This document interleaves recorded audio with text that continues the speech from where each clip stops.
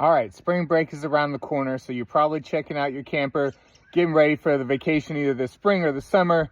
And one thing you know to do as a veteran camper owner is to check what broke throughout the winter, because things are always breaking on these toys that we get. The most expensive thing you always have to constantly fix. Well, I go and check mine, and what I realized was the AC was not turning on. I would press the AC on and it would hum, but it would never kick on and it would never run. So I was like, all right, maybe it's something with the AC. Let me test the fan. I put the fan on, same thing. It would hum, it would never kick on. So I had to figure out, how do I fix it? Now, the first thing you're gonna be told is the start capacitor. Not quite the news you're looking for. You don't wanna have to pay to replace a piece. But before you worry about it being a start capacitor or a piece you gotta replace, let me show you another way to test and make sure. What can happen is your fan can actually seize up and get stuck. And that's what causes the humming. And let me show you how to fix that.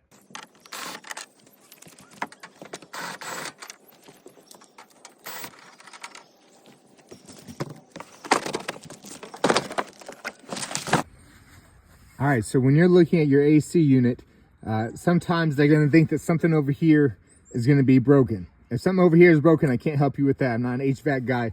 I don't know anything about this, so I can't help you there. But before you worry about calling an HVAC guy out or taking it to the dealership to get it fixed, first thing you want to do is look at the fan.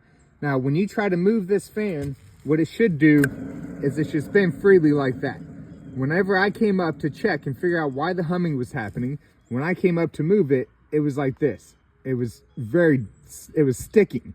So I pushed it and it would move just a little bit and a little bit and a little bit. So I just kept pushing it until I got it to free flow like that.